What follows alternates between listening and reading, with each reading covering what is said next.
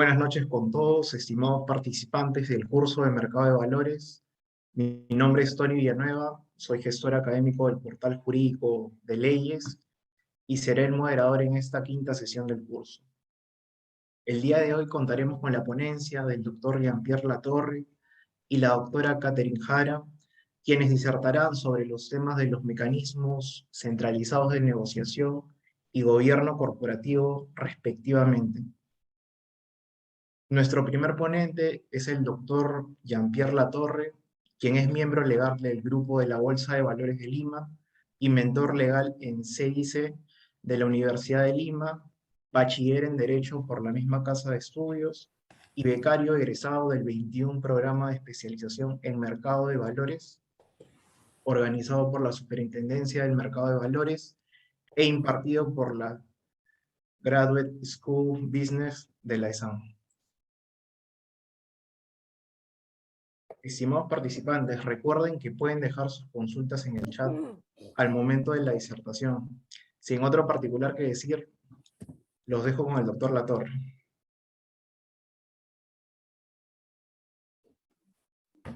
Muchas gracias por la bienvenida. Es un gran placer para mí estar con ustedes hoy y estar tratando de compartir lo mucho y poco que sé.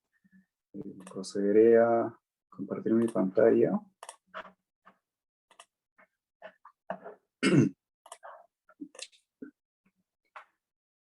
Bueno, hoy nos atañe el aspecto de mecanismos centralizados de negociación. Quien les habla, Jean-Pierre Latorre de los Ríos. Quisiera agradecer principalmente al portal jurídico de leyes por esta invitación y también por la oportunidad de compartir con todos hoy todos estos conocimientos que con el tiempo uno puede recopilar, por así decirlo. También al grupo de estudios de Derecho Corporativo de la UNF y principalmente a todo el equipo de la gestora académica de leyes, María Pazarno.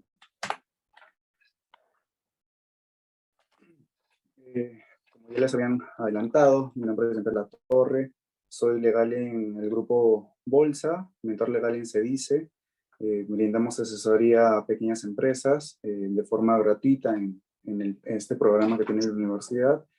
Soy bachiller en Derecho por la Universidad de Lima, también he estado en el programa de especialización del mercado de valores organizado por la Superintendencia.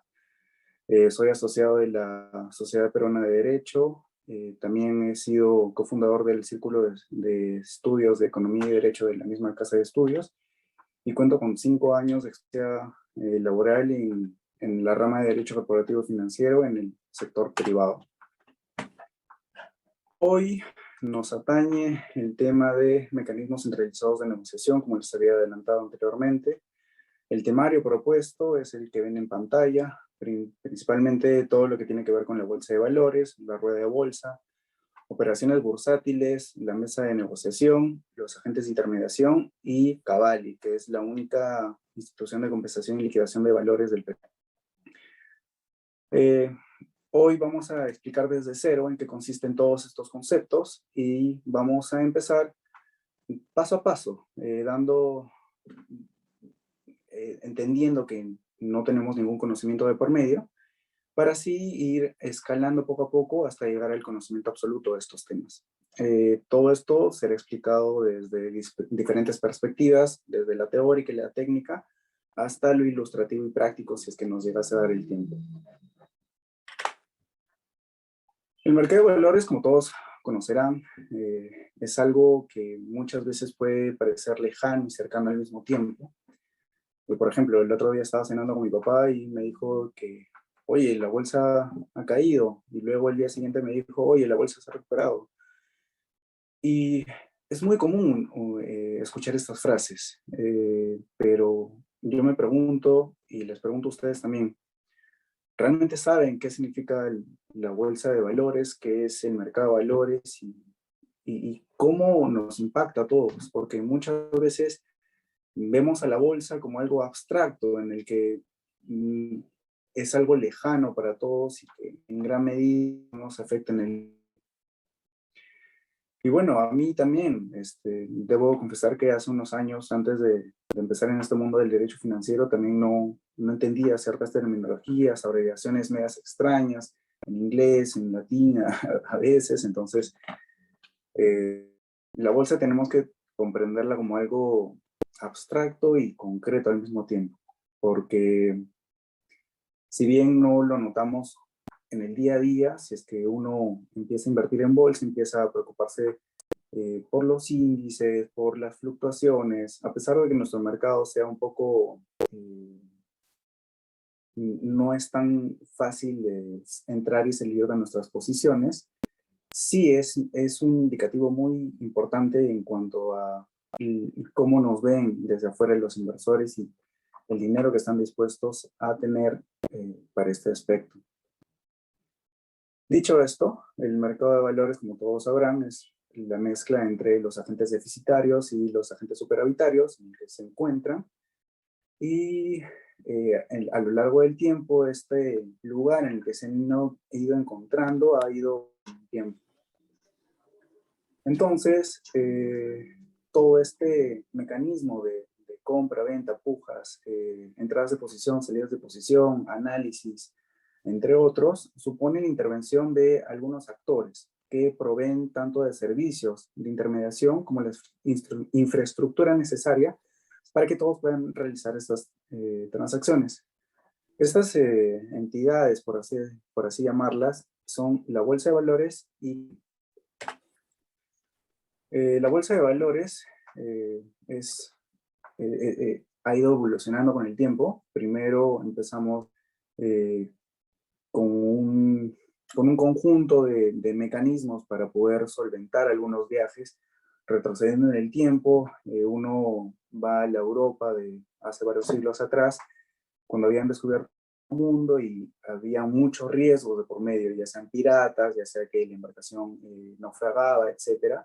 Y un mecanismo de poder solventar y financiar todos estos viajes era tratar de encontrar personas como cualquiera de nosotros que tenga el suficiente dinero para poder invertir en esto y quizás en algún momento obtener una ganancia.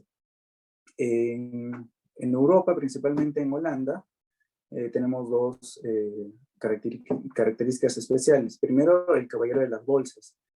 Las personas, como les mencionaba, que se juntaban cuando trataban de flotar un barco y para que vaya al primer mundo, a las Américas que recién habían encontrado, se reunían cerca de una casa que le llamaban el caballero de las bolsas, que es el Chevalier d'Anvers, y el escudo de esta familia consistía en 3 bolsas. Entonces la gente con el tiempo fue identificando todas estas negociaciones con la bolsa, la bolsa, la bolsa. Y ahí se quedó con la bolsa de los valores.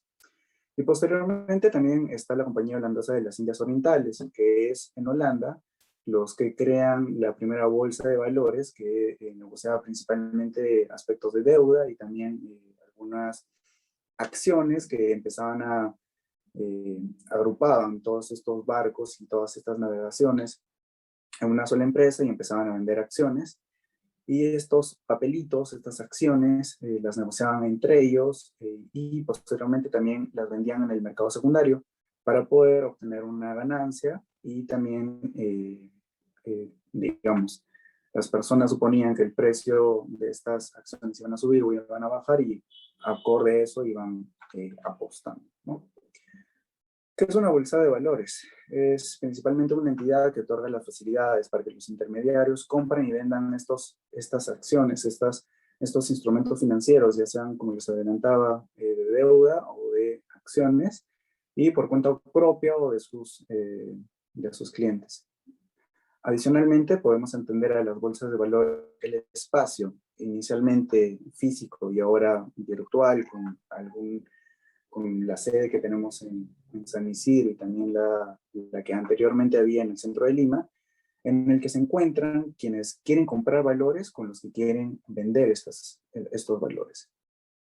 Entonces, en sí, ¿qué es la Bolsa de Valores en Perú, en Lima? es una empresa privada.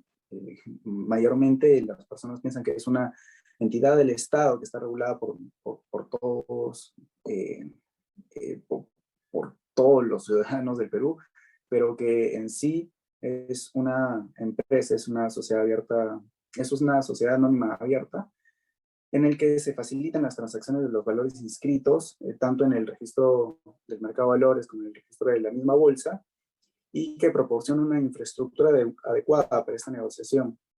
Y esta negociación tiene que seguir ciertos parámetros, como por ejemplo tiene que ser justa, competitiva, tiene que ser ordenada y principalmente transparente en cuanto a la información que se lanza al mercado y la información que es utilizada por los agentes inversores. Prosiguiendo, ¿cómo inicia la Bolsa de Valores de Lima? Los orígenes de la Bolsa de Valores de Lima, como les había mencionado anteriormente, con todas estas empresas de Europa, se remonta a la época en la que los barcos españoles atracaban en el puerto del Callao y todas las cargas, ya sean las ganancias, bienes físicos, mercadería, etcétera, se empezaban a subastar en bares. Posteriormente, en 1860, específicamente el 31 de diciembre de 1860, nace la Bolsa de Comercio de Lima y empieza sus actividades el 7 de enero del año siguiente, de 1861, en un local en el Callao, si es que no me equivoco, que es calle Melchor Malo, si es que no me equivoco. Todo esto se dio gracias al gobierno de Ramón Castilla, que impulsó con ciertas normas el surgimiento de esta bolsa de comercio, y posteriormente en 1898, impulsada por Nicolás de Piérola, la bolsa resurge con otro nombre, que es la Bolsa Comercial de Lima. En esta bolsa se comerciaban principalmente acciones, bonos y créditos. Posteriormente, en 1951, como consecuencia del crack de 1929 en Estados Unidos y posteriormente con la Segunda Guerra Mundial, se crea la nueva Bolsa de Comercio de Lima, se refunda, por así decirlo. En 1970 se constituye la Bolsa de Valores de Lima como una sociedad civil sin fines de lucro, debido a que en ese entonces se encontraba en una dictadura militar con ciertas características socialistas, y los asociados y los que podían participar eran únicamente los agentes de bolsa. Posteriormente, en 1995, la Bolsa de Valores de Lima empezaba la negociación electrónica a través de LELEX. Este sistema permite que las SAP operen no únicamente en las oficinas de la bolsa, sino en sus propias oficinas, ya que se empieza a utilizar la tecnología para que estas negociaciones sean en tiempo real. Posteriormente, en 1996, el siguiente año, la bolsa se fusiona con la Bolsa de Valores de Arequipa y se convierte en la única bolsa que existía en el Perú. El siguiente año, en 1997, se encinde la gerencia de operaciones de la Bolsa de Valores de Lima, y esta se convierte en Cavalli. Desde ese momento, Cavalli entra a ser la encargada de la compensación y liquidación de todos los valores negociados en la bolsa. Y posteriormente, en el 2003, la bolsa se convierte en una sociedad anónima. Esto se da el 19 de noviembre del 2002, la asamblea extraordinaria de todos los asociados que conformaban la bolsa se reúnen y acuerdan que a partir del 1 de enero del 2003 se iba a convertir en una sociedad anónima abierta e iba a empezar a sus operaciones como una entidad ya no públicas, sin fines de lucro, sino como una empresa como nosotros la conocemos. Posteriormente, en 2006, la bolsa constituye la Bolsa de Productos del Perú, que es un tema muy aparte, ya que actualmente, como habrán podido notar, no existe en el Perú per se una bolsa de productos. Asimismo, crea Bursen. Bursen es el centro de estudios bursátiles de la Bolsa de Valores de Lima, Y el 2007 la bolsa cumple 150 años y lanza IncaTrack. IncaTrack es el primer programa de certificados de participación. Es un instrumento de renta variable compuesto por las acciones más representativas en ese momento. Posteriormente, ya para terminar este aspecto histórico, el 2011 inician las operaciones en el mercado integrado MILA. El 2015 la bolsa comienza la negociación electrónica bajo la plataforma Millennium, que es la que utilizamos actualmente. En 2017 la bolsa y Cerfiex, que es una empresa española, crean Valvex, que es una empresa valorizadora y proveedora de precios.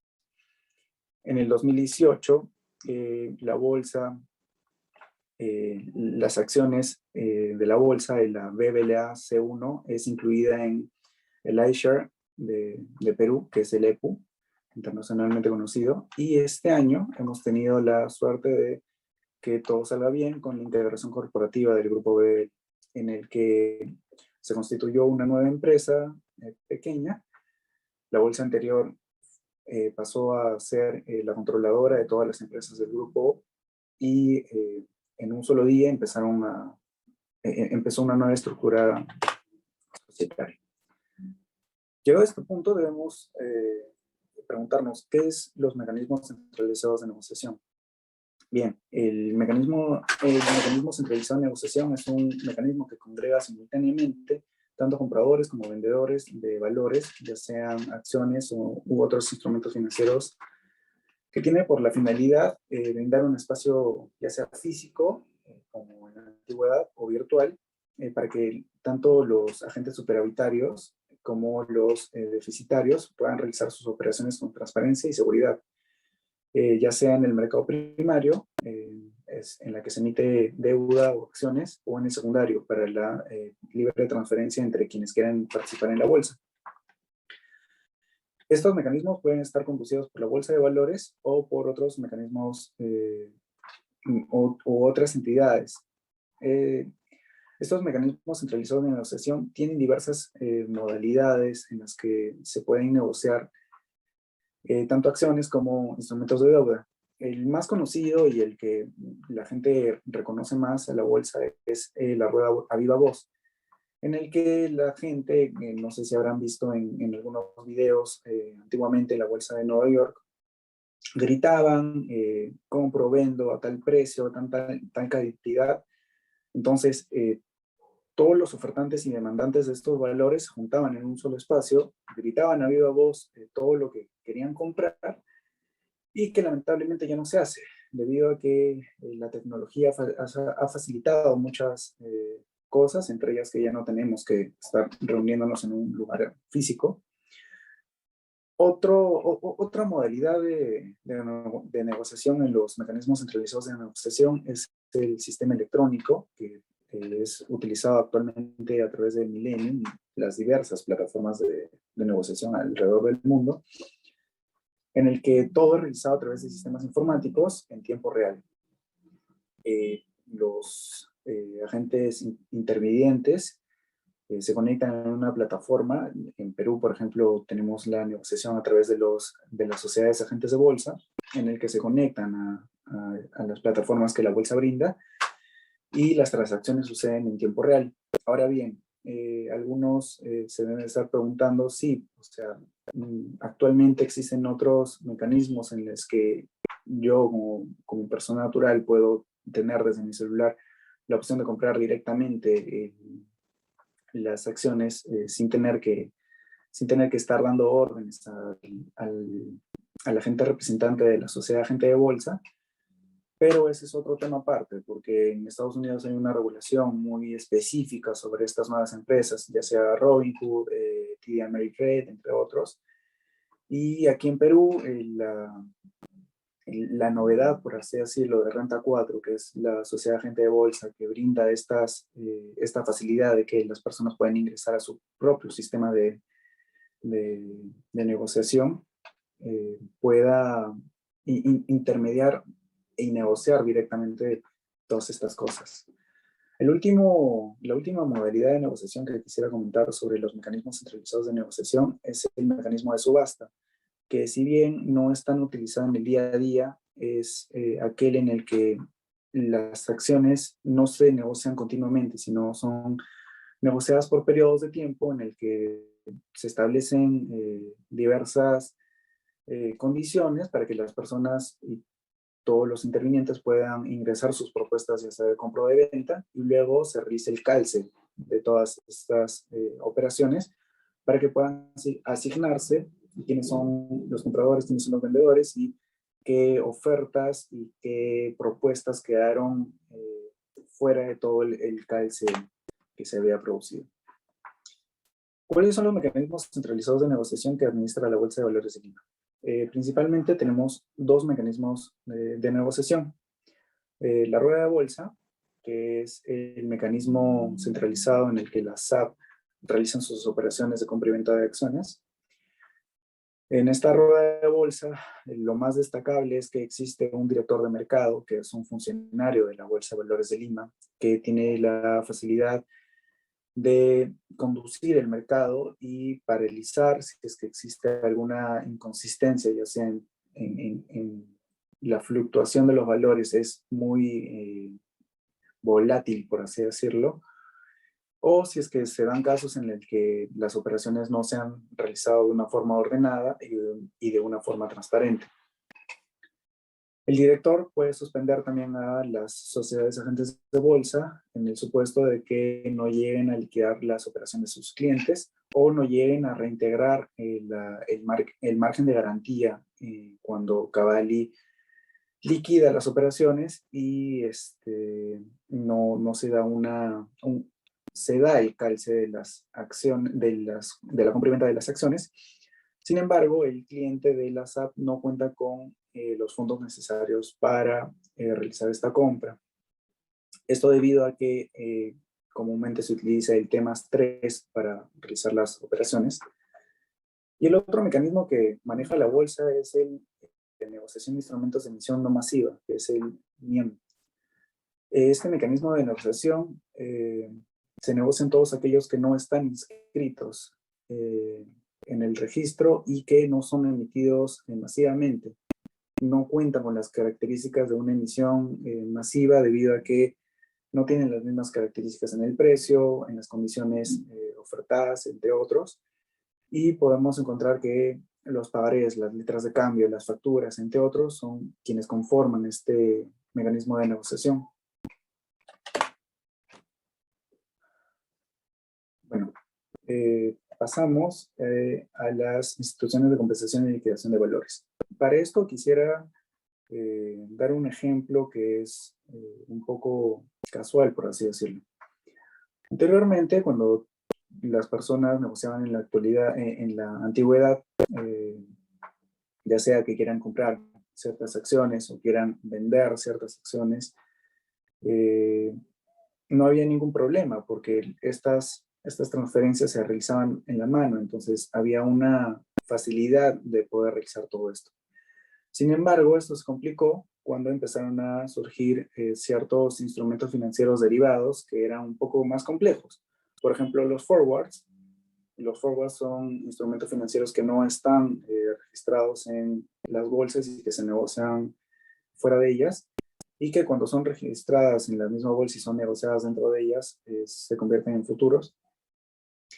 Entonces, tenemos un contrato forward en el que una persona se compromete a entregar, digamos,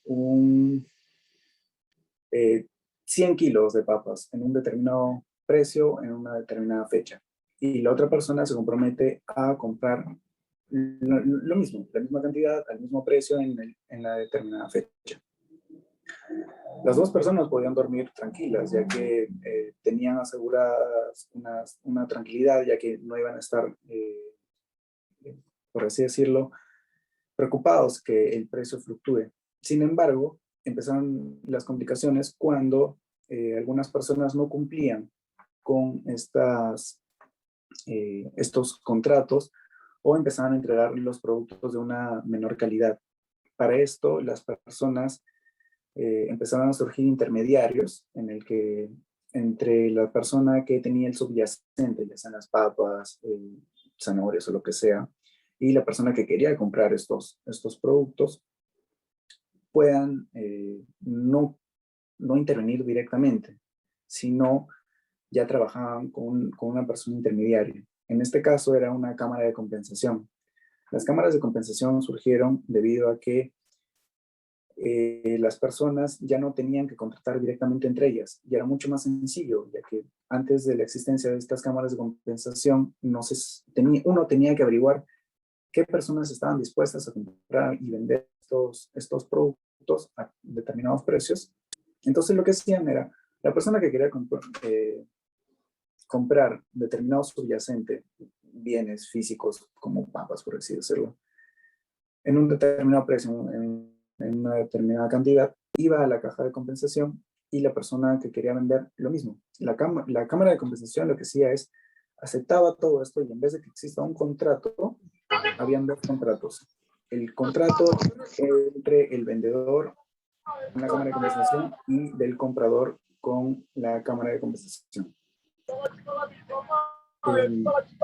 Un segundo, voy a silenciar nuestra...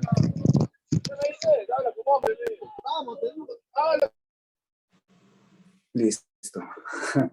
Disculpen. Les estaba comentando que la cámara de compensación es intermediada entre estos compradores y vendedores, y cuando surgían estos desperfectos, ya sea que se entregaba un producto de menor calidad, la cámara de compensación literalmente tenía un espacio físico en el que entregaba por su propia cuenta las papas, por así decirlo, como en el ejemplo. Y también, o sea, si es que el precio subió o bajado, las personas ya no querían entregar estos bienes yacentes, simplemente una transferencia de dinero. En este caso ya estamos hablando de futuros, ya que son negociados en una cámara de compensación, y esto supone que se negocia en una bolsa. Lo que iba con todo esto de las cámaras de compensación y liquidación es que surgieron debido a una necesidad, esta necesidad de tener una certeza de que las operaciones financieras a través de estos instrumentos nuevos que iban surgiendo se cumplan. Y la cámara de compensación lo que exigía era de que se cree una cuenta con de los vendedores y de los compradores para que pueda netearse y pueda colocarse, por así decirlo, todas las operaciones, y ya no haya un desfase o un incumplimiento tanto en el dinero como en el dinero de oferta como de venta. Entonces, en resumen, ¿qué es una ISLB? Es una institución que registra, custodia, compensa, liquida valores o instrumentos derivados, como les comentaba, y otros instrumentos de emisión no masiva, como los pagaré las facturas con el Factorac, ahora con Cavalli. Entonces, es una empresa que está encargada de la creación y del mantenimiento y el desarrollo de toda la infraestructura para poder compensar y liquidar estos valores. Entonces, en suma, una ICLB lo que se encarga de llevar los registros contables de las transacciones, de registrar los valores no inscritos en la bolsa, en el caso de los instrumentos de emisión no masiva, y velar de que la información en sus registros, como les comentaba, las cuentas de los vendedores y de los compradores, sean consistentes con la información de todos los participantes del mercado de valores. Asimismo, Cavalli en este caso, lo que realiza son operaciones de transferencia bursátil, extra bursátil, transferencia privada y cambios de titularidad. La transferencia bursátil es aquella operación en la que se transfieren valores que están listados en la bolsa y que son negociados dentro de la misma bolsa. La transferencia extra bursátil, como su nombre le indica, es aquel en el que los valores están listados en la bolsa, pero son negociados fuera de esta, son las operaciones over the counter en algunos casos. La transferencia privada, en el que las personas se conocen entre ellas, realizan un contrato privado y lo que se realiza es una transferencia de la titularidad. O también en el caso de que la transferencia privada también acogen el supuesto de que los valores no sean listados en la Bolsa de Valores de Lima, y de titularidad en el caso de el fallecimiento del titular de una cuenta o la donación de ciertos valores a otra persona, entre otros. La compensación en las instituciones de compensación y liquidación supone que Cabal y todos los partícipes confirmen quiénes son los titulares de estas operaciones, ya sea de compra o de venta, la cantidad y las condiciones que han pactado, y que cada participante sepa cuáles son las obligaciones que están comprometiéndose. La liquidación dentro de las ICLB supone que Cabali supervisa que el traspaso del dinero y la entrega de los valores se realice efectivamente. Si tuviésemos un poco más de tiempo, realizaría un gráfico, un Excel con toda esta información para poder demostrar cómo es que se realizan estos cambios dentro de las instituciones de compensación y liquidación, pero nos vamos a ceñir con lo que tenemos ahora mismo.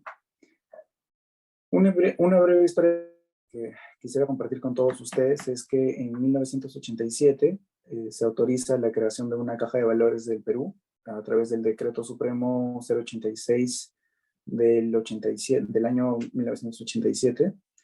En 1990, la CONACEP, actualmente la Superintendencia del Mercado de Valores, autoriza a la Bolsa de Valores de Lima a implementar una caja de valores. En 1997 se cinde la gerencia de operaciones de la bolsa, como ya les había mencionado en la línea temporal de la bolsa. Esto se dio a través de la resolución de CONACEP 35897F. En 2001 se extiende el objeto social de todas las ICLB, que bueno, Cabali es la única en Perú, incluyendo los derivados y a los instrumentos de emisión no masiva.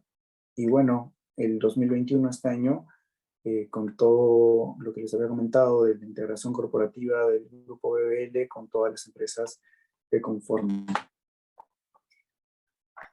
Entonces, las instituciones de compensación y liquidación son empresas autorizadas y supervisadas por la SMV. Su ámbito de funcionamiento se limita a los valores representados por anotaciones en cuenta, es decir, que son valores desmaterializados. Uno puede tener un certificado de participación en una empresa y es un valor físico. Sin embargo, como Cabali maneja todo virtualmente a través de estos sistemas informáticos, necesita desmaterializar todos estos valores.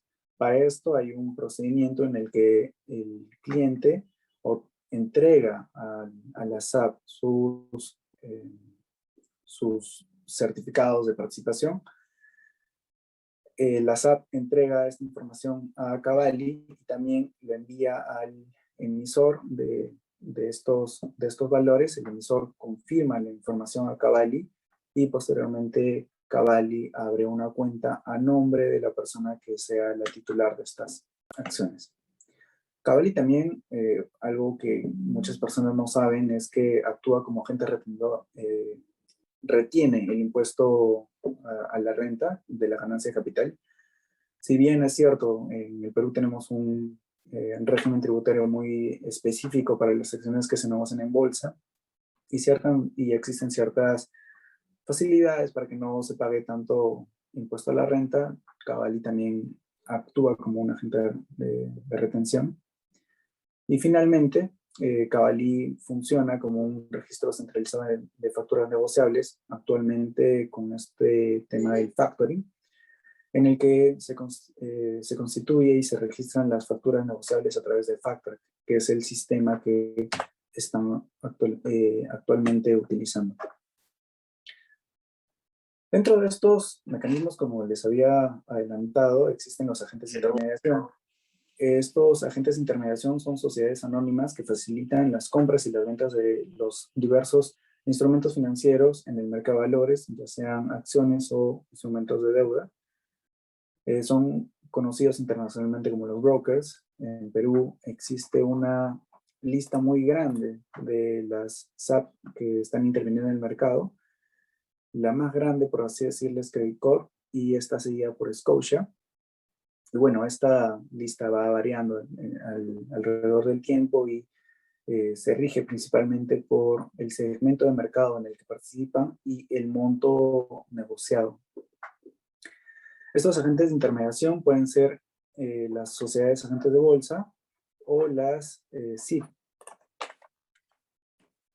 Las SAP y las SIP son agentes intermediarios, como les había mencionado, y la única diferencia es que las SIP son empresas que negocian únicamente con valores no inscritos en la Bolsa de Valores de Lima. Y las SAP son los únicos intermediarios que pueden realizar operaciones dentro de la rueda de bolsa. Las SAP también son las encargadas de ejecutar las compras y ventas de los valores, ya sea por cuenta propia o de terceros, llámese sus clientes, a cambio de una comisión. Es cierto, en Estados Unidos y otros países existen brokers que no cobran comisiones, pero ese es debido a que venden el flujo de las transacciones a otras empresas que son los market makers. Y aquí en Perú no existe alguna sociedad agente de bolsa en el que pueda, que no cobre estas comisiones. Y finalmente, la ley del mercado de valores y los reglamentos aplicables permiten que las SAPs puedan colocar valores, custodiarlos, administrar ciertas carteras de inversión y puedan brindar asesoría de inversión. Los brokers extranjeros que no cobran estas comisiones no pueden brindar estos servicios, yendo ya para la legislación estadounidense, no tanto porque no les es conveniente en cuanto al rendimiento económico que puedan obtener, sino que el brindar asesoría supone un grado de intervención dentro de la toma de decisiones de los clientes. Por otro lado, las sociedades intermediarias de los valores pueden colocar valores, organizar y administrar las carteras y principalmente pueden otorgar los créditos para que sus clientes puedan intermediar y puedan tener un apalancamiento en todas sus operaciones que puedan realizar, pero ceñidos a todas las operaciones que pueda permitir la SMV. Finalmente, en cuanto a las operaciones bursátiles, tenemos 3 principales operaciones bursátiles en el Perú que se realizan en la rueda de bolsa. Las operaciones al contado, que suceden con la libre negociación y propuesta de compra y venta. Yo quiero comprar 10 acciones, una operación de compra o venta, de compra, y otra persona que yo no conozco lanza una orden de venta de las mismas acciones por el mismo precio o un precio menor, un precio mayor, y todas estas ofertas calzan en cuanto a precio y cantidad y van ejecutándose automáticamente en el sistema de la misma bolsa y de los brokers. La otra operación bursátil importante es el reporte, que es la venta de valores con el compromiso de recomprarlos a un precio y un plazo determinado. Esto ya sea para cumplir con ciertos requisitos que la misma SMV y la ley del mercado de valores impone a ciertas entidades, ya sean las que administran todas estas carteras de pensiones. Y también está el tema del préstamo bursátil, que es la compra temporal de los valores, ya sean acciones o instrumentos de deuda, con el compromiso de revenderlo a un precio y un plazo determinado en el futuro. Finalmente, si bien no está en el temario propuesto en esta exposición, quería hablar sobre los indicadores bursátiles, ya que actualmente se habla mucho de que la bolsa cayó, de que la bolsa subió, entre otras situaciones, y los indicadores bursátiles son aquellos en los que se muestran las variaciones del mercado o de un conjunto de valores. Por ejemplo, tenemos el índice de Perú General, el Perú Select y el índice de Buen Gobierno Corporativo, que posteriormente Katy estará señalando en su presentación. Si tienen alguna pregunta, pueden enviarla al correo electrónico que señalo y con esto estaríamos acabando para tener un pequeño plazo de preguntas, si es que las hubiese, o para pasar a la siguiente presentación. Muchas gracias.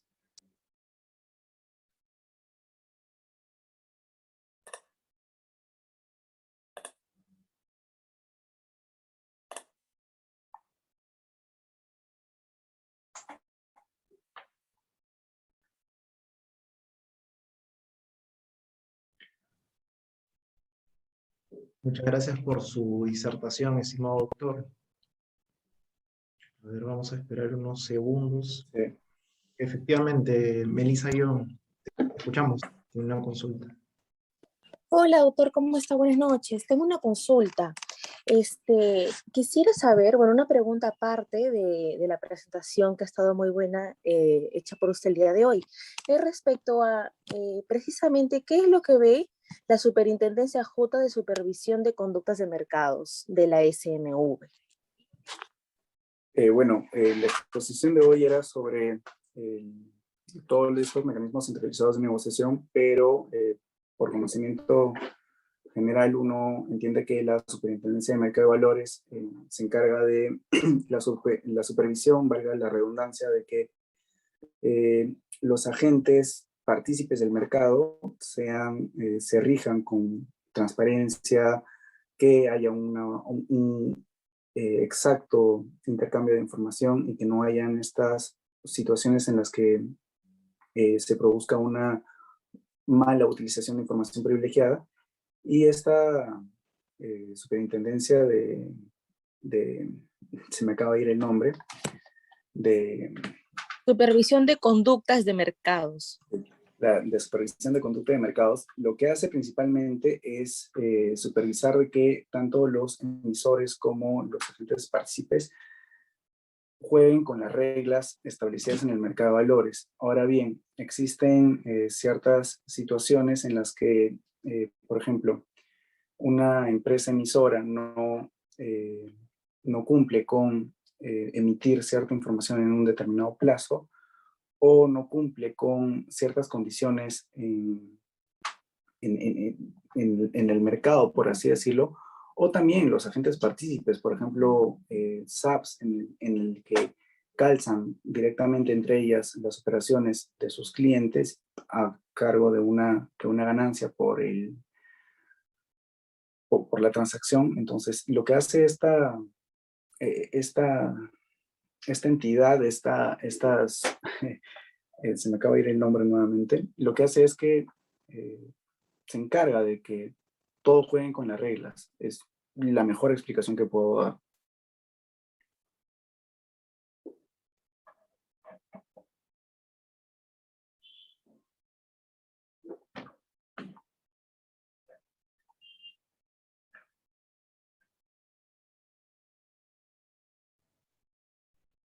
Muy bien. Al parecer no hay ninguna otra consulta. Recalcarle nuevamente las gracias a nombre de todo el equipo de leyes y el grupo de Derecho Corporativo de la Universidad Nacional Federico Villarreal, estimado doctor Jean-Pierre Latorre. Asimismo, esperamos contar con su presencia en un próximo curso de regulación del mercado de valores. Muchas gracias más bien por la invitación y por la oportunidad de estar aquí. Muchas gracias, doctor. Hasta una próxima oportunidad. Gracias. Bien, ahora tenemos el tema de gobierno corporativo. Este tema en particular va a ser disertado por la doctora Catherine Jara, quien es abogada del Grupo de la Bolsa de Valores de Lima, magíster en Derecho de la Empresa, con mención en Responsabilidad Social por la Pontificia Universidad Católica del Perú, máster en Responsabilidad Social Empresarial por la Universidad de Castilla-La Mancha en España, especialista en Transformación Digital por la Universidad Peruana de Ciencias Aplicadas. Asimismo, se desempeñó como abogada en Cavalli S.A. por más de 4 años. Cuenta con experiencia en el sector del mercado de valores, así como en derecho corporativo, con énfasis en sostenibilidad corporativa y gobierno corporativo.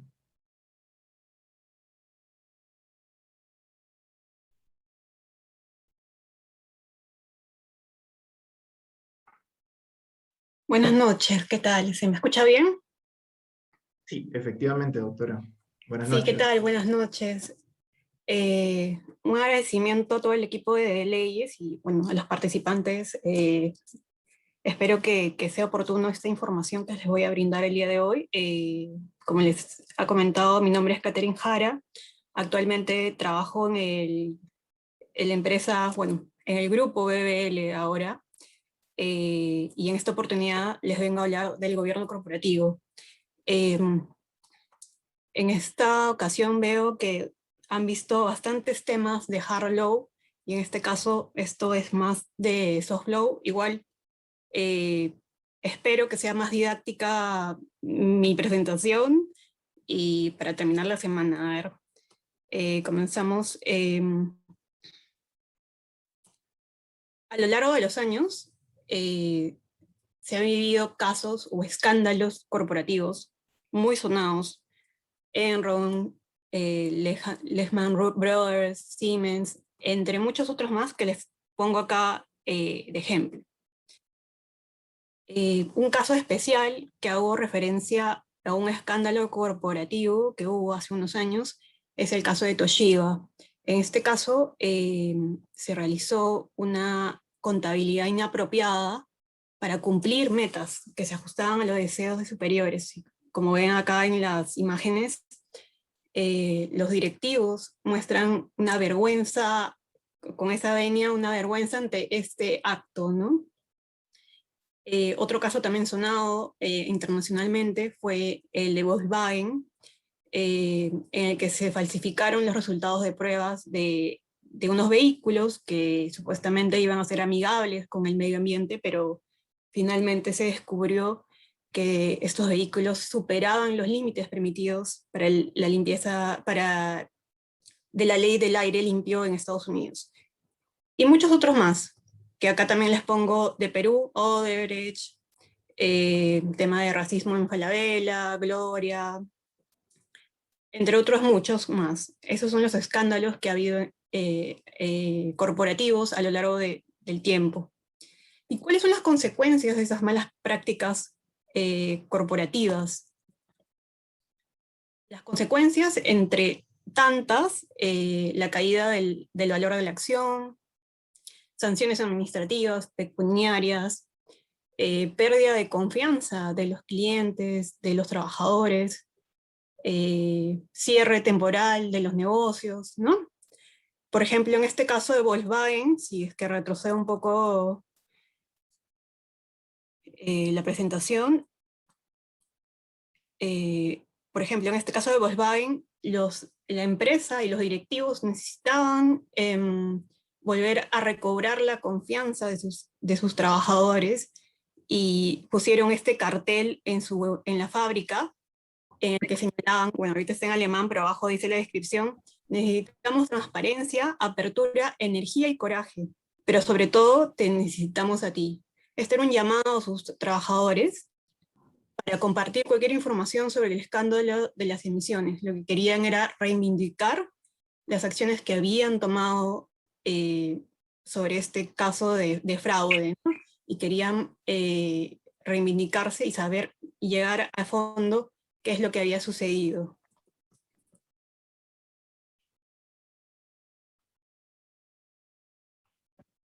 Entonces,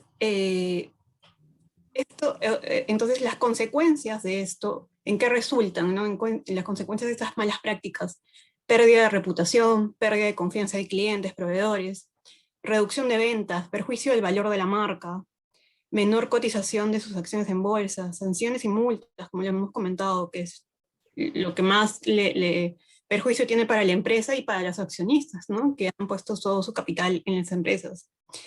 Problemas sociales con la comunidad, contaminación ambiental, pérdida de capital humano. ¿Y por qué estas empresas actuaron así? Nos preguntamos. Una de las posibles respuestas que he podido configurar aquí era que consideraban únicamente aspectos económicos para la toma de decisión: beneficios a corto plazo, falta de supervisión de los directorios, falta de transparencia, alcanzar a metas perversas, como en el caso de Toshiba, éxitos a toda costa, ¿no? En pocas palabras, estas empresas no tenían un gobierno corporativo. ¿Y a qué nos referimos con gobierno corporativo?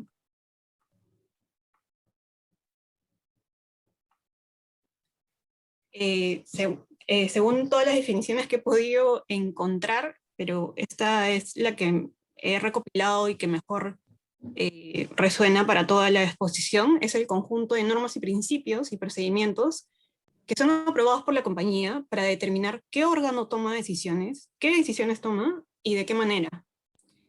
Y siempre al momento de tomar estas decisiones deben de pensar en el impacto que se tiene sobre los grupos de interés, ¿no? En este caso, los órganos de las empresas, su mayoría, ¿no?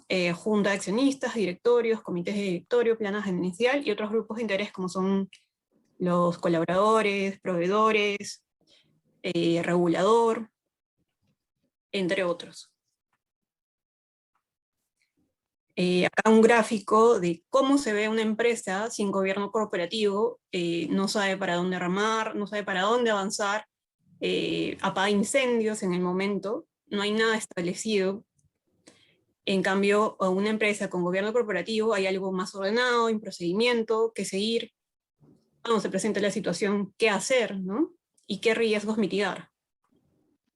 ¿Y por qué el gobierno corporativo es importante para el mercado de valores? Ya que este curso es una especialización en mercado de valores, ¿por qué es importante el gobierno corporativo para el mercado de valores?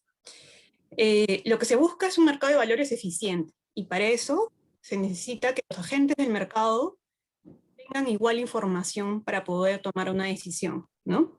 Entonces, en este caso, hay una oferta, que es los emisores, que son las empresas, que buscan financiamiento y emiten sus valores, y que registran sus valores en el registro público de mercado de valores, ¿no? Y por el otro lado hay una demanda de inversionistas que invierten sus ahorros en estos valores. Se necesita, ambos agentes, como otros agentes del mercado, necesitan información para tomar una decisión de inversión. Entonces, esta información no es cualquier información, tiene que ser una información veraz, clara, suficiente, que no resulte confusa, engañosa, y que sea oportuna, ¿no? Para tomar una decisión de la inversión o no. Esta información, ¿qué tipo de información existe? Hay información financiera e información no financiera. Financiera, bueno, todo el tema económico, contable de la empresa y también de la inversión, ¿no? También hay que ver un poco, no solamente es el emisor, sino también en qué instrumento estás invirtiendo. La información no financiera también, ¿no? El tema de memoria anual, el grado de adhesión de los principios de gobierno corporativo, el cumplimiento de iniciativas de sostenibilidad y la implementación de políticas antisoborno, entre otras muchas más que después vamos a ver. Entonces, ¿por qué es importante el gobierno corporativo? Entraría entre la información de información no financiera, ¿no? Para que puedan tomar una decisión. El gobierno corporativo, hoy en día, mejor dicho, la información no financiera, hoy en día está en tendencia. No les he podido traer acá, pero estuve leyendo un estudio hace poco, que las empresas, mejor dicho, que los inversionistas y los inversionistas institucionales están tomando mucho más en cuenta la información no financiera para tomar una decisión de inversión. Entonces, acá, como les comento, hay una mayor tendencia a no solamente buscar la rentabilidad a corto plazo, sino que están viendo a largo plazo, teniendo en cuenta esta información, ¿no? Esta empresa tiene buen gobierno corporativo, no lo tiene, ¿qué acciones tiene, no? Están exigiendo a los emisores mayor divulgación de la información, ¿no? Puede ser que el emisor tenga buen gobierno corporativo, pero no lo publique, no, los accionistas no sepan al respecto. No solamente hay que hacerlo, sino también divulgarlo para que haya una mayor transparencia, ¿no? Los emisores también hay una tendencia por ambos lados, los inversionistas exigen mayor información financiera y también los emisores mismos están tomando en cuenta esta información dentro de sus estrategias corporativas. A lo que ahora se llama esta corriente de los aspectos ASG o ESG en las siglas en inglés, ambiental, social y gobierno corporativo, es una gran tendencia a nivel global. Los emisores, o sea, las empresas y los inversionistas están tomando estos aspectos para las tomas de decisiones y para poder llevar a cabo su labor en este mercado, ¿no? Los reportes de información no financiera son una herramienta importante para el diálogo, pero también hay otras herramientas, ¿no? Página web, reportes que podrían dar voluntariamente a los accionistas, conferencias telefónicas. En realidad, el gobierno corporativo es bastante maleable con tal que puedas llegar a hacer una buena práctica, ¿no?, de transparencia. Por ejemplo, para el caso de emisores, está el CEO de BlackRock, que es uno de los gestores más grandes de Estados Unidos, señala a las empresas donde invierten estos fondos que no solamente deben generar rentabilidad financiera, sino también deben demostrar cómo contribuyen de forma positiva a la sociedad. Requiere que ellos integren a su estrategia estos aspectos que les he comentado de ambiental, social y gobierno corporativo. Tanto es así que en algunas juntas de accionistas, donde ellos son accionistas de BlackRock, votan en contra cuando no se ha seguido una buena práctica corporativa, ¿no? En caso, por ejemplo, de juntas donde se van a elegir directores y no se ha dado una lista previa de las hojas de vida de los directores, o no se ha dado una buena lista de diversidad de directores en la composición, ellos votan en contra y eso es perjudicial para la empresa, ¿no? Ya que se ve que no hay una buena evaluación de la información y la transparencia de esta información ante los accionistas. Y respecto a la demanda, que sería los inversionistas de Perú, en este caso les traigo dos informaciones de La Voz del Mercado, que es una encuesta de percepción de los agentes del mercado. En uno de ellos, uno de los que respondió a estas encuestas señala: los inversionistas consideran que el gobierno corporativo es influyente en la decisión de inversión. Se requiere mayor y mejor transparencia que los emisores revelen al mercado. Entonces, sí hay una gran, tendencia a que la información no financiera, y más que todo el gobierno corporativo, es una pieza clave y un criterio para tomar una decisión, ¿no? Acá vemos que el 66% de las personas que respondieron a esa encuesta señalaron que era influyente, muy influyente, para tomar una decisión de inversión. Entre ellos, 79% eran extranjeros y 64% nacionales. Y nos preguntamos ahora, ¿el gobierno corporativo genera valor? ¿No genera valor? Se han dado varios estudios, algunos concluyentes, otros no, pero les traigo acá alguna información de algunos estudios que he podido encontrar. En algunos te señala que sí, de acuerdo al estudio realizado, aplicar gobierno corporativo podía haber evitado quiebras. En algunos casos concluyen que el valor bursátil de la acción ha aumentado. Asimismo, como les comentaba, hay una tendencia, por ejemplo, en Estados Unidos, que solamente hay fondos de inversión que invierten si es que la empresa ha realizado actividades o iniciativas de ESG, donde está incluido el gobierno corporativo, ¿no? También tenemos que puede prevenir escándalos corporativos como los que les mencioné.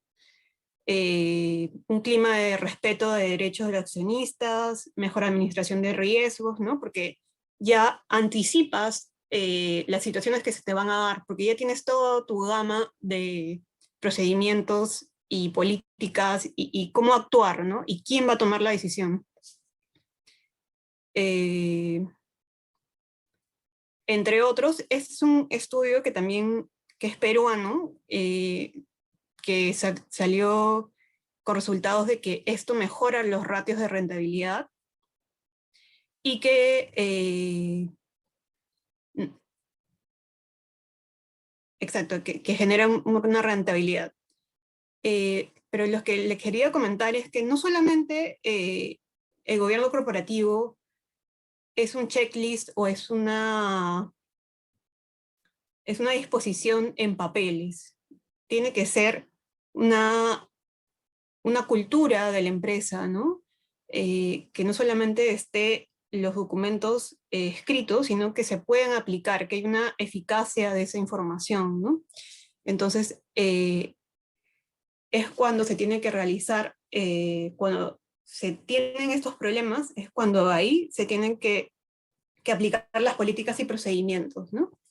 En este caso, otra pregunta, ¿el gobierno corporativo debe ser voluntario u obligatorio? En este caso, en mi opinión, creería que el gobierno corporativo debería ser voluntario.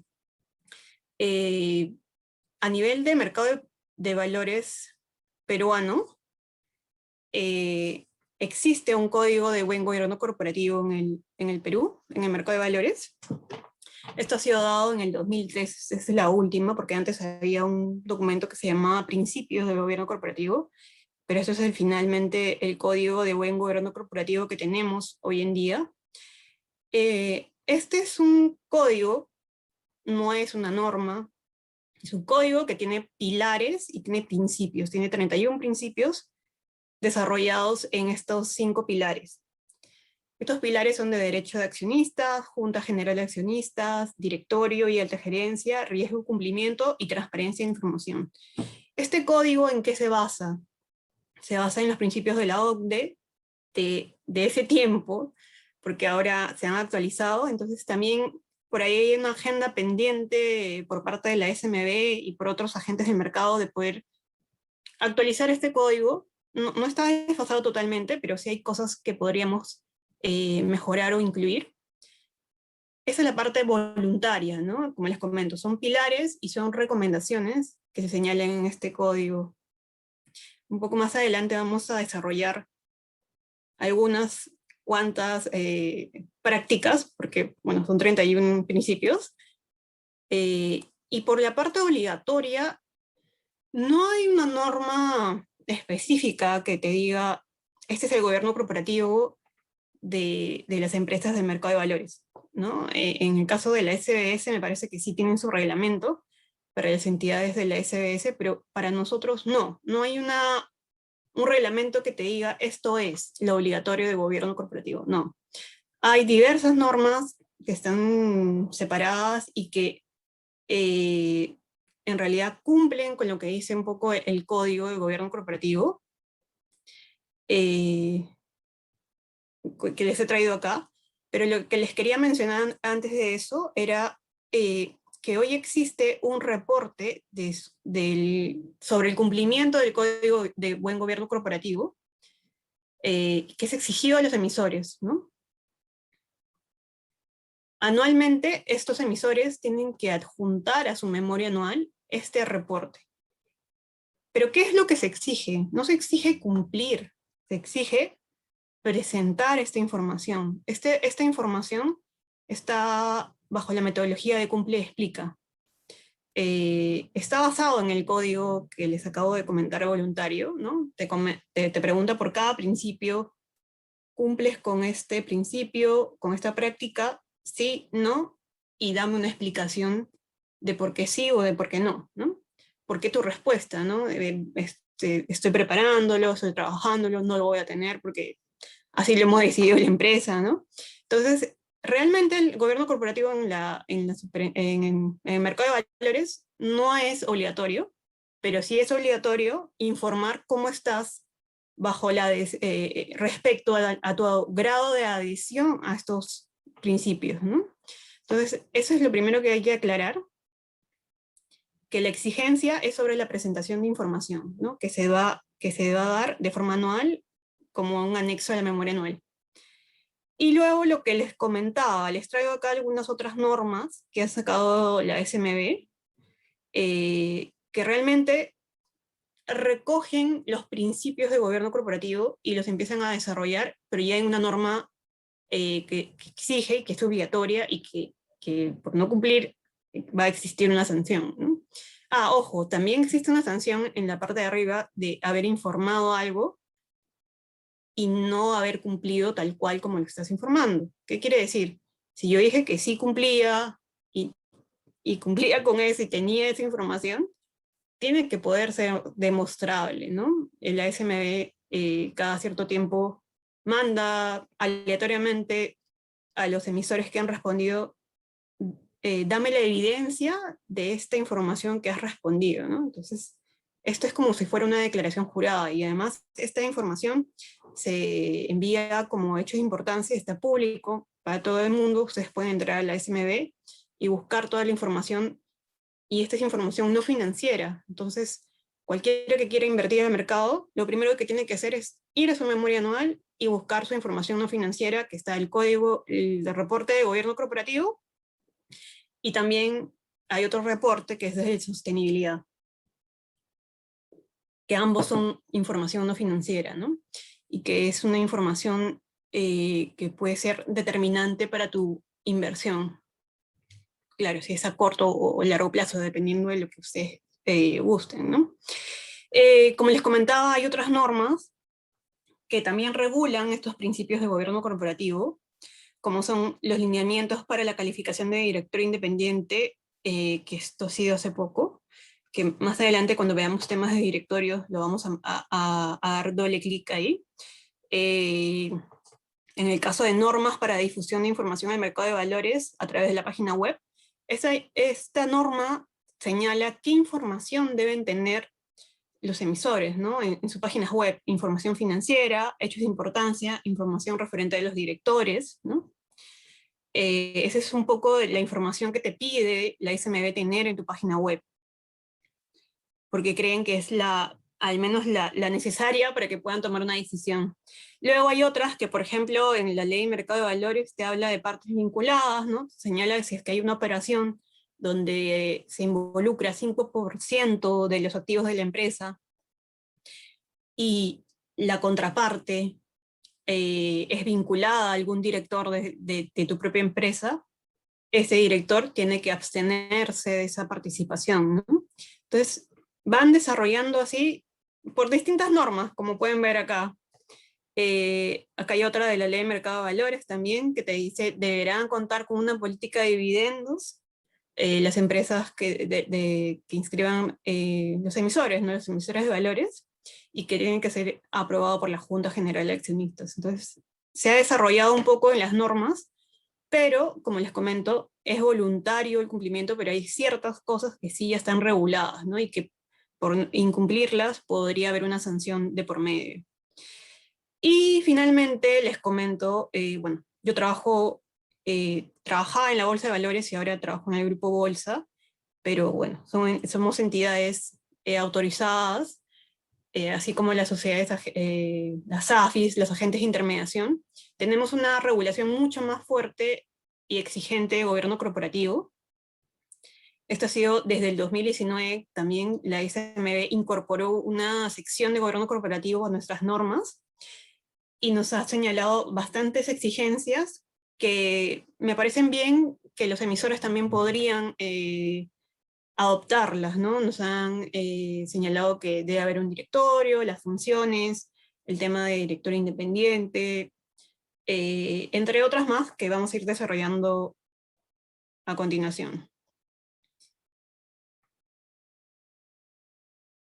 En este caso,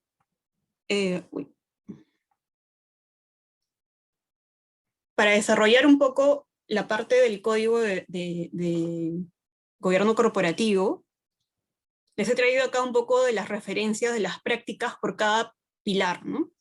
Por ejemplo, en el primer pilar, que es del derecho de accionistas, uno de las tantas prácticas de gobierno corporativo para poder cumplir con este pilar es el trato igualitario de los accionistas y que no se promueva una existencia de acciones sin derecho a voto.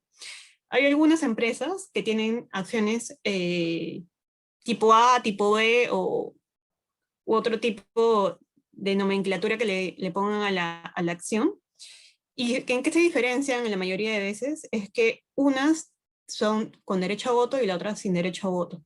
Entonces, lo que te dice este principio, o que promueva, es que esta empresa solamente emita acciones con derecho a voto, ¿no? Y en caso existiese sin derecho a voto, que se promueva una política de canje para que puedan ser más accionistas con derecho a voto y puede tener los mismos derechos todos los accionistas, ¿no? Otra práctica buena es tener una oficina de relación con el inversionista, identificar quién es el responsable de esta oficina, y sería genial tenerlo en la página web, el nombre, el teléfono, el correo, y un procedimiento, ¿no? ¿En cuánto tiempo me atienden? ¿Por dónde me atienden?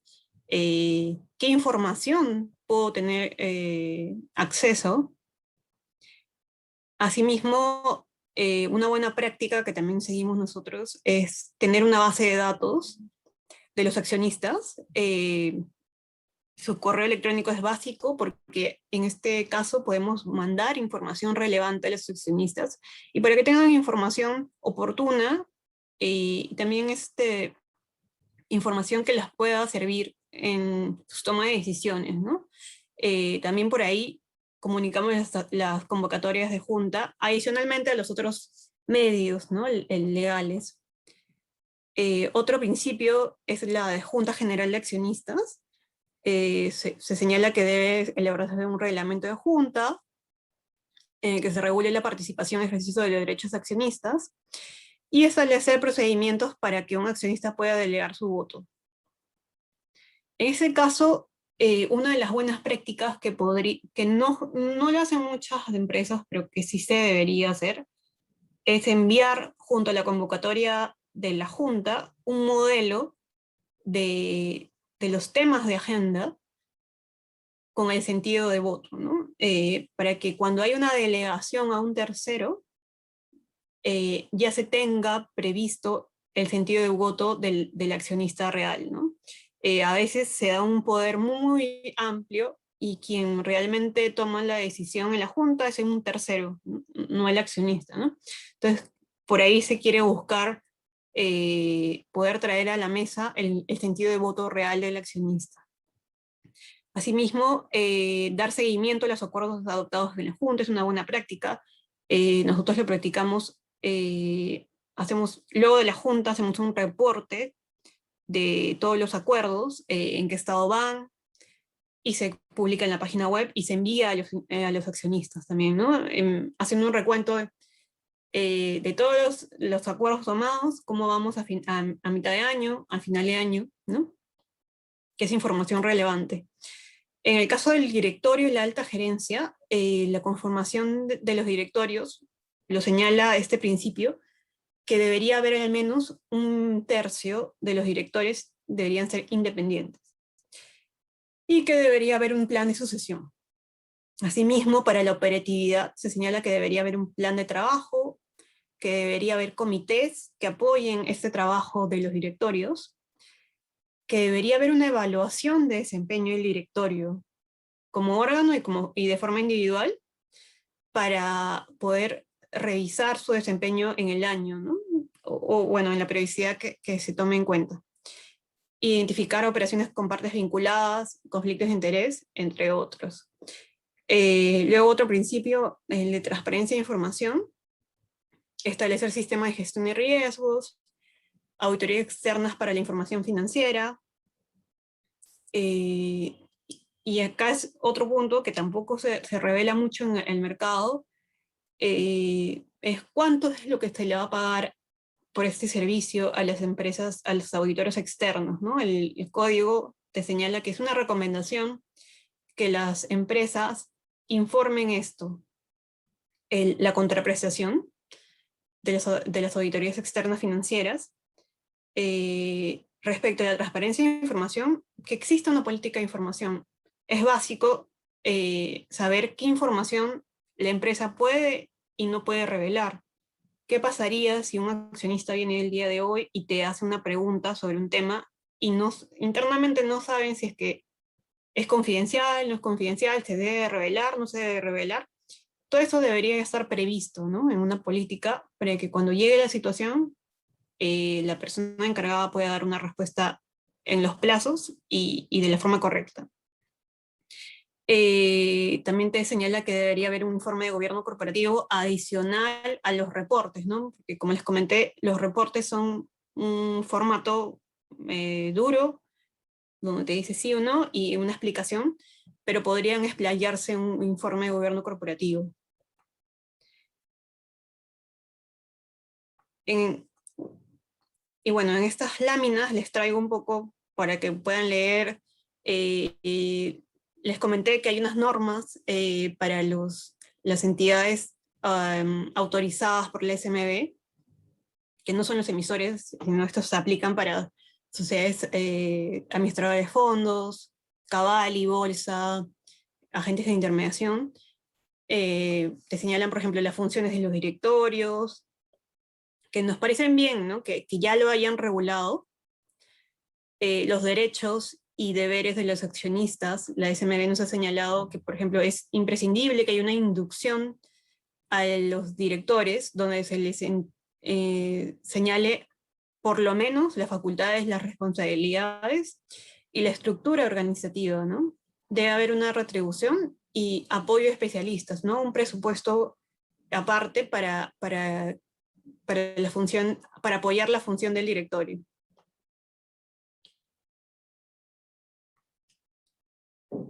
Luego, bueno, puedo ver esto. Todos los directores deben contar con directores independientes. Nosotros también nos basamos en los lineamientos de calificación de directorio independiente que es aplicable a los emisores, que más adelante lo veremos. También las funciones, ¿no?, del directorio y la operatividad, ¿no?, la operatividad del directorio. Pero bueno, se les dejo esa información ahí para que puedan revisarlo.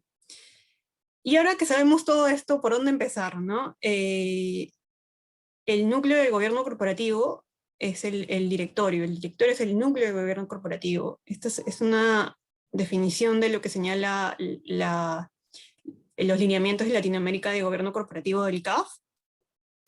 También señala que es el foro donde se debaten y se deciden asuntos y estrategias de mayor relevancia. Entonces, lo que se podría concluir aquí, que en realidad el gobierno corporativo, el directorio, es el que va a poder moldear y formar esta estructura de las prácticas de gobierno corporativo y poder supervisarlas, ¿no? Pero ¿cómo saber si el órgano, que es el directorio, está haciendo bien su labor o no, ¿no? Esto es mediante las evaluaciones del directorio, ¿no? Esta encuesta del 2020 se realizó una consulta a varios emisores, a varios directores, y la respuesta fue que no se le realizaba evaluaciones del directorio en un gran porcentaje. Entonces acá se está dejando ver que no hay una buena evaluación, al menos por parte de esta muestra. En la mayoría de casos, si pueden ver, los que respondieron sí eran empresas que no eran familiares, que tenían capital extranjero y que tenían más de 200 millones en ingresos. Entonces, se podría llegar a la conclusión que las empresas más desarrolladas tienen mejor gobierno corporativo. Hay excepciones. De otro lado, se les preguntó cuánto tiempo el directorio destina anualmente, o en promedio, los temas, ¿no? Les pusieron temas y ellos señalaron que lo que mayor tiempo les toma en las sesiones de directorio eran los resultados del periodo de evaluación y seguimiento. Y como pueden ver aquí, la reputación no, solo le dan 5% de su tiempo. Entonces, también por ahí podemos ver que los directorios están pensando en temas de evaluación y seguimiento de temas financieros o de las acciones que se han podido dar, pero la reputación las están dejando de lado, ¿no? Y que es lo que hay que cuidar también, ¿no? Han visto el tema de los escándalos corporativos. Justo, les digo, ¿recuerdan los casos donde existió gobierno corporativo? ¿Cómo creen que afectó su reputación, ¿no? En el tema de agenda de reputación se preguntó, ¿cuál cree usted que debería ser el rol de un directorio en temas de reputación corporativa? El director debería tomar las decisiones relacionadas a la reputación corporativa en una mayor porcentaje, ¿no? Señaló. Entonces, acá creo que se ve en cuenta lo que les comentaba, ¿no? No debe haber solo un checklist, sino que debe haber una eficaz acción, y más que todo por parte del directorio, que es el núcleo del gobierno corporativo, ¿no? Acá también se le preguntó, en los últimos 3 años, ¿cuánto diría usted que ha aumentado el interés del directorio en temas de reputación? Ha aumentado mucho, señala, ¿no? Y también otros desafíos respecto a temas de agenda: promover proyectos de responsabilidad social, monitorear impactos, el impacto en la sociedad que genera productos y servicios de la empresa, ¿no? Esos son los desafíos que ellos han visto más urgentes, pero también se les preguntó en esta crisis COVID, ¿no? ¿Qué tema es el que el directorio debería poner en cuenta o reorientar sus prioridades, ¿no? Sé que el COVID ha afectado bastante a las empresas y han debido de cambiar su estrategia corporativa. En este caso lo que respondieron fue adaptarse el negocio a este mercado cambiante, ¿no? Han habido distintos cambios jurídicos, la economía, socialmente, o sea, los directores tienen que tomar decisiones en esta situación, ¿no? De crisis. El directorio podrá lograr ello, o sea, podrá ser el núcleo de gobierno corporativo, supervisar el gobierno corporativo. Creemos que sí, siempre y cuando haya una composición de directorio eficiente y diversa. ¿Por qué digo la diversidad? La diversidad es fundamental, no solamente en temas de género, como en algunos casos siempre se habla, sino en las cualidades y en los perfiles, ¿no? Van a haber empresas donde se van a necesitar distintos tipos de perfiles para tomar decisiones, porque las situaciones que se presentan al directorio son diversas, ¿no? Tradicionalmente solamente se ha visto el tema de accionistas mayoritarios, pero también hay que ver el tema de qué pasa con los accionistas minoritarios, los colaboradores, proveedores. O sea, la empresa debe deberse a otros grupos de interés, no solamente los mayoritarios, ¿no? Entonces es por eso que es muy importante cuando haya una junta que elija directores, que exista en la convocatoria información sobre las hojas de vida, ¿no? La mayoría de veces son economistas, abogados, o sea, hay que ver ahí también los perfiles, ¿no? La demanda de los inversionistas institucionales en el gobierno corporativo, ¿qué demandan la mayoría? Una estructura y composición del directorio, una composición de directorio más robusta, ¿no? Directorio profesional, eso es lo que están implementándose, ¿no? Acá en esta encuesta de la Voz de Mercado también señalaron que las acciones implementadas por las empresas en gobierno corporativo era el directorio profesional.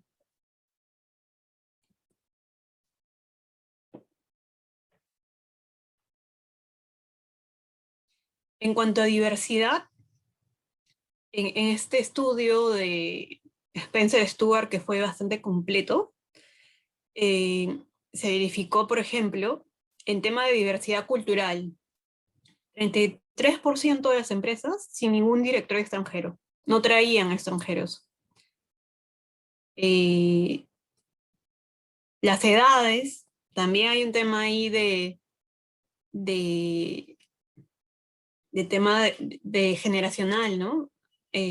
Hoy que todo está muy cambiante, tiene que haber una diversidad de personas en el directorio. Te decía que el 41% estaba entre 55 y 65 años y 32% estaba entre 33 y 55 años. O sea, en realidad había una gran diversidad de personas en cuanto a edad. En cuanto al perfil profesional, la mayoría está en finanzas y también derecho. En cuanto a diversidad de género, el promedio internacional de participación de mujeres era 82%, y nosotros a nivel de estas 55 empresas que fueron revisadas, 40% eran mujeres, ¿no?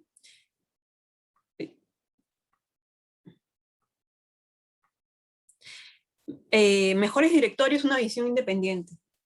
Acá también veremos el tema de directores independientes, ¿no? De acuerdo a unos resultados de La Voz de Mercado, la calidad e independencia del directorio era un aspecto que debería enfatizar el regulador en el Perú sobre temas de gobierno corporativo.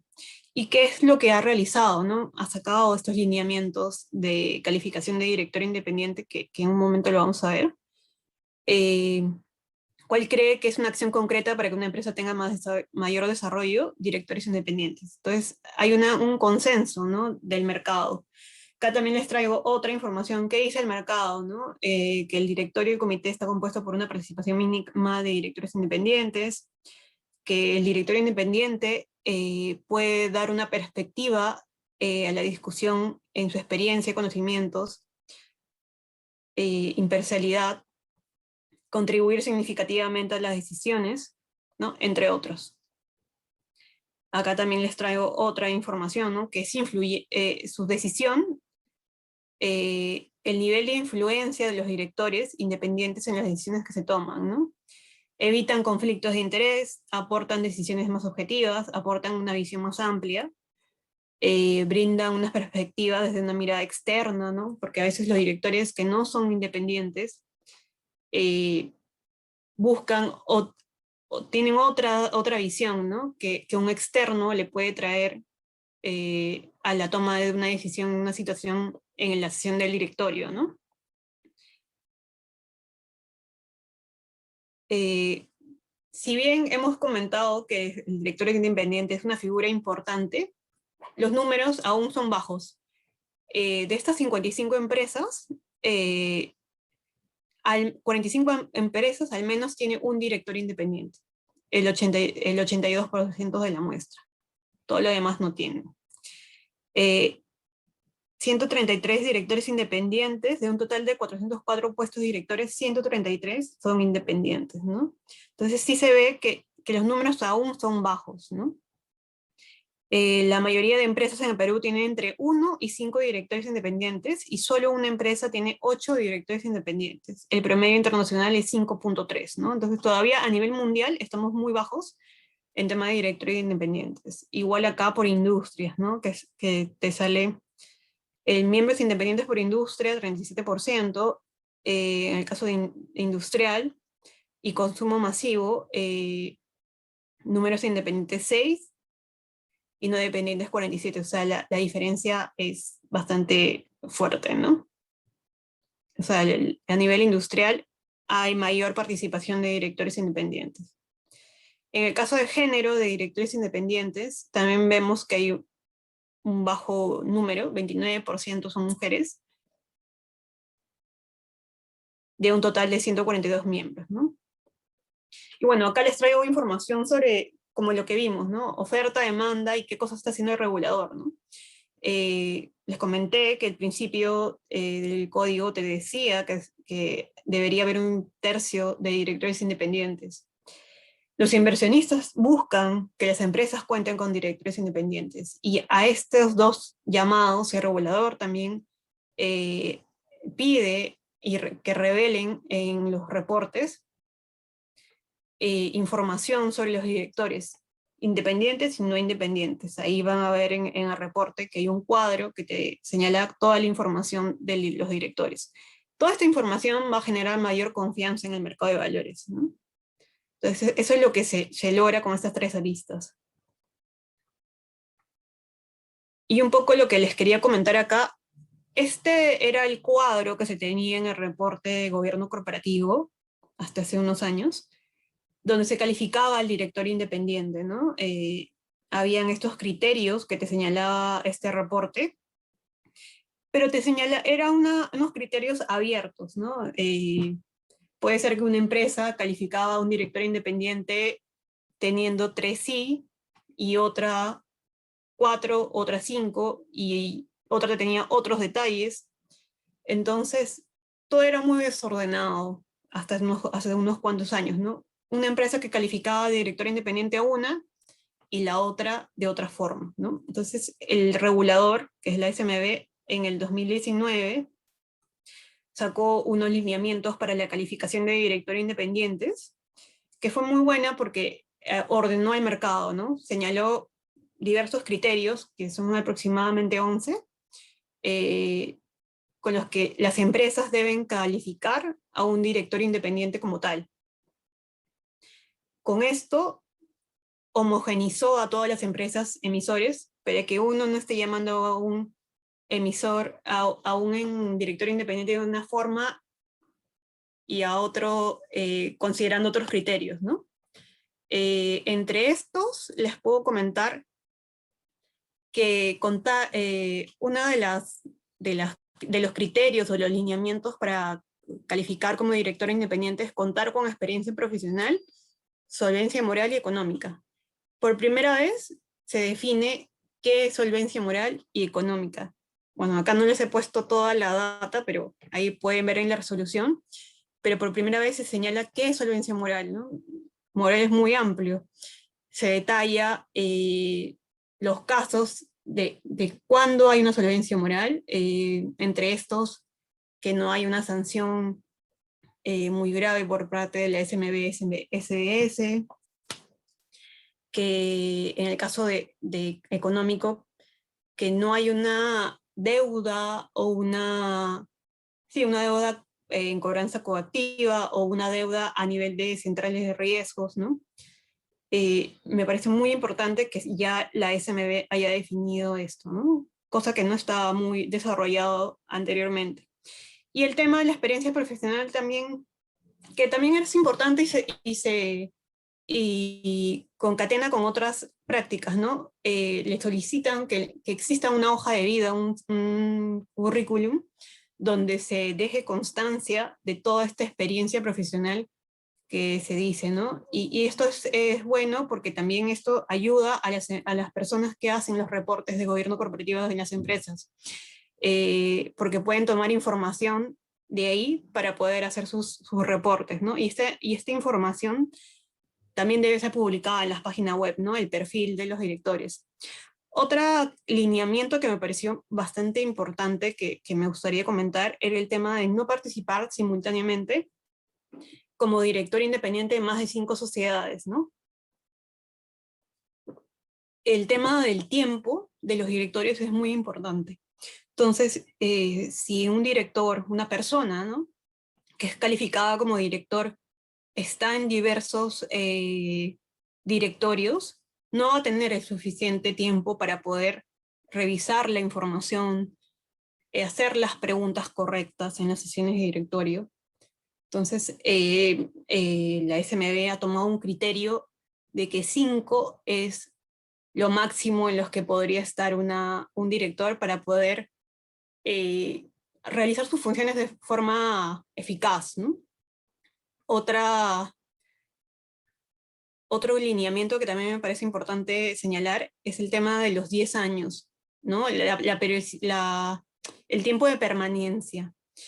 Eso también es importante porque ya una persona que es calificada como director independiente, que esté sentado en el directorio por mucho tiempo, de alguna forma su visión, esta visión externa que traía a la sesión de directorio, puede ir variando, ¿no? Puede ser influenciada por otros directores. Entonces lo que se quiere es una renovación de estos directores independientes para que puedan también traer otras visiones, ¿no?, más frescas, ¿no?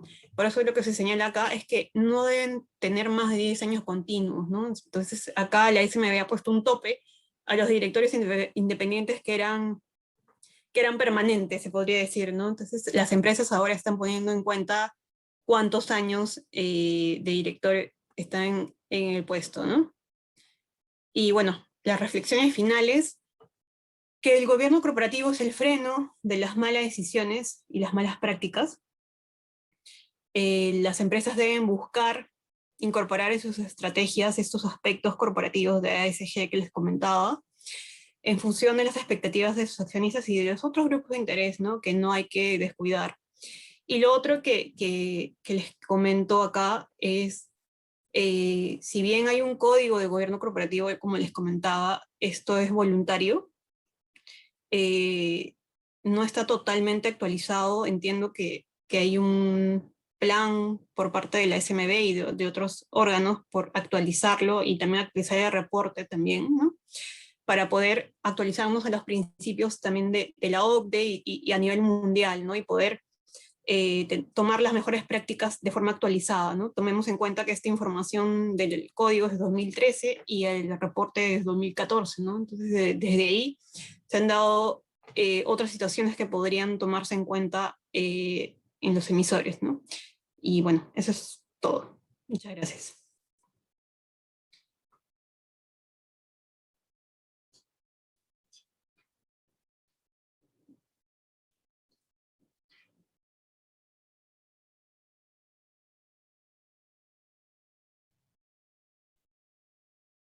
Muy bien, muchas gracias, estimada doctora. Vamos a esperar unos segundos a ver si alguien tiene alguna consulta. Mientras tanto, a nombre del portal de leyes y el grupo de Derecho Corporativo de la Universidad Nacional Federico Villarreal, nuevamente extenderle las gracias por su disertación. Asimismo, esperamos contar con su participación para un siguiente curso de especialización del mercado de valores. Gracias. Gracias a usted, doctora. Mariano Camere tiene una consulta, me parece. A ver, María, no te escucho. Hola, doctora, ¿cómo está? Muchas gracias por su presentación. Quería preguntarle, entiendo que al final este plan de ejecución de gobierno corporativo es exigible para algunas empresas. De hecho, la normativa SMB, la normativa dentro del mercado de valores, la hace exigible, pero mi pregunta va por el hecho de, considerando que hoy en día ya los emprendimientos, las empresas, digamos, tienen otro tipo de estructura, ya no estamos hablando de corporaciones como las conocíamos antes, sino ya prácticamente empresas que ponen su página web y consiguen millones de soles únicamente por el modelo de negocio. Estas empresas están también obligadas a cumplir con este plan de gobierno corporativo. Le pregunto porque no todas, o sea, digamos, la legislación se va quedando atrás y los modelos de negocio vienen Avanzando. cambiando, ¿no? Así es. Sí. Entonces, quiero saber si en todo caso, para estas empresas que no compiten con las empresas que hoy en día salen al mercado de valores, ¿no? Es también exigible este plan de gobierno corporativo. No, el reporte de gobierno corporativo que ha sacado la SMB, que es una resolución de SMB, es exigible solamente a los emisores, o sea, a las empresas que emiten valores y que están inscritos en el registro público de mercado de valores, ¿no? Entonces, si esta empresa tiene sus valores inscritos, sí es exigible presentar este reporte de forma anual, ¿no? Con su memoria anual. Y mucha más información, ¿no? Esta es una información que te comento no financiera, pero hay mucha más data, ¿no? Estados financieros, obligaciones de hecho de importancia, ¿no? Muchas más obligaciones que le trae consigo poder listar en bolsa, ¿no? Es esta carga que les trae. Claro. Eh, pero sí, perdón, dime. O sea, sí, mi pregunta va por el hecho de, o sea, a ver, las empresas que hoy en día vendrían a entrar a la bolsa, o sea, que querrían ser emisores, ¿no? En acciones o valores mobiliarios, Ujú, no tienen un modelo, una estructura corporativa como la que se conocía anteriormente. Entonces, ujú. considerando pues que la legislación, claro, se va quedando, la estructura de negocio se va innovando, eh, en el caso, por ejemplo, una empresa de este tipo que quiera salir al mercado, no sería una barrera de entrada si es que se le exigen que cumpla estos requisitos, considerando que el modelo es distinto. Sí, o sea, lo que pasa es que se exige que informes, no que cumplas. Ojo, ahí te está Ok, diciendo ok, MB, si tú no cumples nada, respondes todo no. Y me vas a decir por qué no, ¿no? Porque mi modelo de negocio es ok, distinto, porque emito bonos y no acciones, ¿no? O sea, en cada una de las respuestas que puedes dar, vas a poder poner una justificación. Pero por otro lado, también te puedo ir adelantando algo, ¿no? Hubo un estudio hace poco de las barreras para entrar al mercado de valores sí, y una de las conclusiones que hizo el BIT fue que hay distintos tipos de empresas, ¿no? Y no todas van a poder responder sí a todo, ¿no? Entonces, lo que nos ha sugerido, lo que se recomienda, que es una mejora que se tiene que hacer a largo plazo, es poder segmentar esta información, ¿no? No necesariamente todas las empresas, por el tamaño o por la complejidad de sus negocios, van a poder implementar todas las prácticas, ¿no?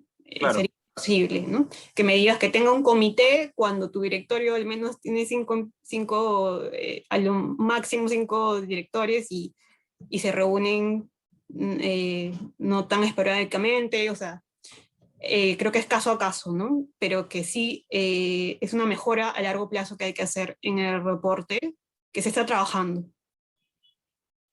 De acuerdo, perfecto, muchas gracias. Ok, gracias.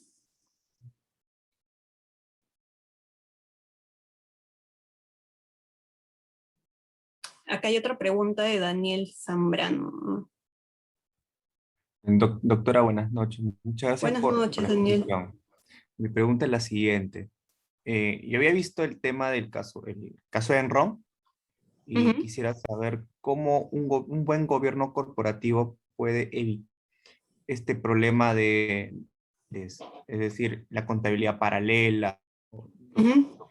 la contabilidad y Sí, en el omisiones. caso de Enron, en realidad hay una parte del gobierno, del reporte de gobierno corporativo que podría influir, ¿no? Porque también hay otros aspectos más en ese caso, ¿no? Pero uno de los aspectos de mejora, ¿no? Para poder identificar otro Enron a la vista, es que el reporte te pregunta, ¿no? La auditora financiera, la sociedad auditora que realiza esta auditoría financiera, ¿cuánto es lo que se está pagando, ¿no? Y esto cuánto equivale a tus ingresos, ¿no? Entonces, lo que sucedió en Enron es que había otros pagos por otras auditorías, entonces esta sociedad auditora ya estaba influenciada, ¿no? Decía, yo ya le estoy brindando servicios por otras auditorías, eh, como que hubo por ahí un desvío en su buena ética y profesionalismo, ¿no? Para hacer esta auditoría financiera.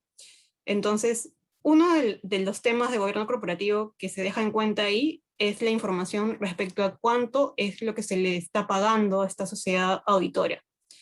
Y lo otro es que hay una disposición de que esta sociedad auditora también tiene que rotar, ¿no? No tiene que ser permanente el equipo o la sociedad auditora, porque también estar mucho tiempo, es igual que los directores independientes, ¿no? Permanecer tanto tiempo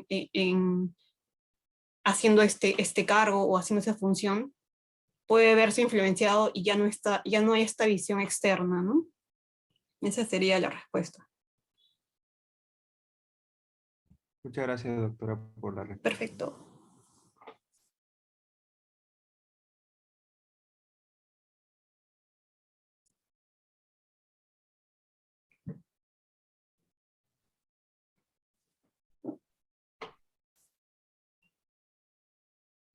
Bien. parece que no hay más consultas respecto al tema. Y parece que no.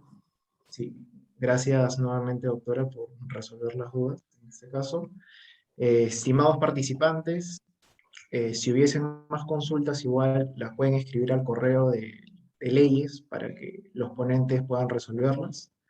Hemos culminado nuestra quinta sesión. Gracias, muy buenas noches.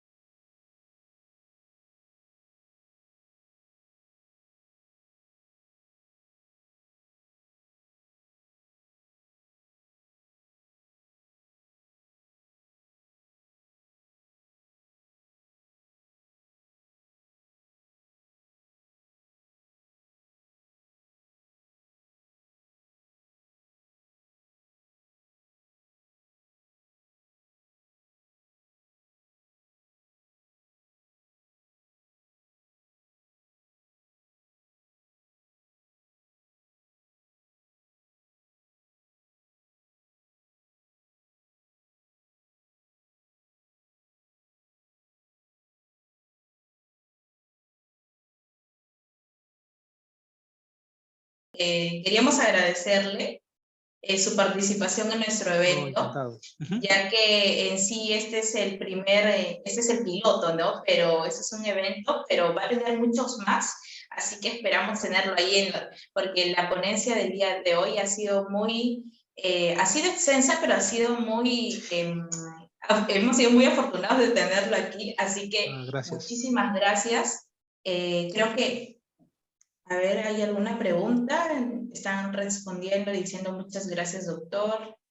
Muchas gracias. Chicos, encantados a todos. No, ha sido, muchas gracias por la invitación, muchas gracias por estar, por darme la oportunidad de poder compartir con ustedes. Muchas gracias a todos los que han participado, a todos los que me han escuchado. Sé que ha sido largo, sé que son temas que pueden haber sido complejos, había que revisar un poquito de todas las ofertas, pero nada, muchas gracias por haberme escuchado, y por favor, si tienen cualquier duda, aquí estoy, y si se sienten tímidos, pues para después me mandan un correo, estoy para ayudarlos. Claro, así es. Sin más participantes, por favor, si tuvieran alguna interrogante después de terminada la sesión, no duden en consultarme, así como también enviar sus dudas al correo de leyes.p@gmail.com para que le hagamos saber al doctor y él pueda resolverlas. Entonces, hasta aquí hemos finalizado con la sesión del día de hoy. Pedro, queremos agradecerte por tu participación, esperamos tenerte en otro segundo y tercer curso especializado de mercado, así que, bueno, solo agradecerte el grupo de leyes y el grupo de Derecho Corporativo de la Universidad Nacional Federico Villarreal, están muy agradecidos por tu participación el día de hoy. Ya, gracias a ustedes, muchas gracias, y a todos los que han participado. Gracias. Estimados participantes, les hacemos recordar que pueden verificar todas las sesiones a través de nuestro link de Drive que enviamos por medio de correo, así como sírvanse de ingresar al grupo oficial.